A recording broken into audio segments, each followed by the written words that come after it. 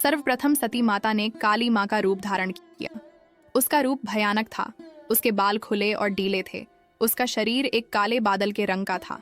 उसकी गहरी आंखें और भौहें घुमावदार तलवारों के आकार की थीं। वह एक लाश पर खड़ी थी। उसने मुंडों की माला पहनी थी और लाशों की हड्डियों से बने झुमके पहने थे। उसके 4 हाथ थे। उसके एक हाथ में खोपड़ी का सिर था और दूसरे पर एक तलवार थी जिस पर खून टपक रहा था। उसके अन्य 2 हाथों में मुद्राएं थीं, एक भय से मुक्ति देने वाली और दूसरी आशीर्वाद देने वाली। वह गर्जना करती है और 10 दिशाएं उस भयंकर ध्वनि से भर जाती हैं। इस देवी काली के कार्यों को चंडी पाठ में रेखांकित किया गया है। वह देवी हैं जिन्होंने चंड और मुंड को मार डाला और रक्त बीज का खून भी पी लिया। वह कौशिकी के रूप में जानी जाती है, वह जो भीतर से आई है और शुंभ और निशुंभ की संहारक है। काली 10 महाविद्या में प्रथम है। वह समय से परे हैं। वह अंधकार को दूर करती है और हमें ज्ञान के प्रकाश से भर देती है। यही कारण है कि वह ज्ञान शक्ति का अवतार है। वह श्मशान भूमि में निवास करती है जहाँ सारी सृष्टि विलीन हो जाती है। देवी माँ काली सभी 10 महत्वपूर्ण 10 महाविद्याओं में प्रमुख स्थान रखती हैं।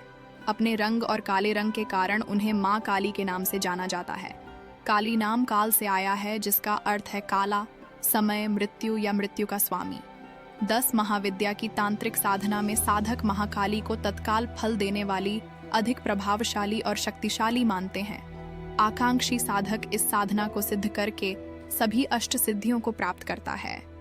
यह 10 महाविद्या साधना असंख्य लाभों को उद्घाटित करती है जो साधना की सिद्धि के तुरंत बाद प्राप्त होते हैं।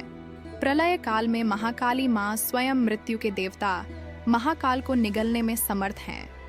रूप में भयंकर रूप धारण किया है और असुरों के कटे सिरों की माला को मन के बना दिया है। उसके दांतों का समूह निराला है।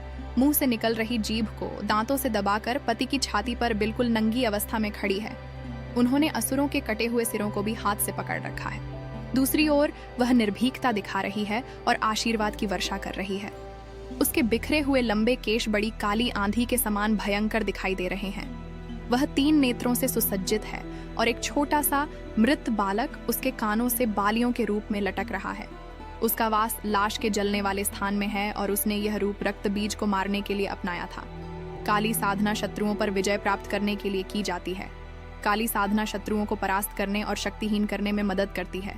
काली साधना रोगों के नाश, दुष्ट आत्माओं, दुष्ट ग्रहों से मुक्ति, आकस्मिक मृत्यु के भय और काव्य कौशल प्राप्त करने के लिए भी की जाती है।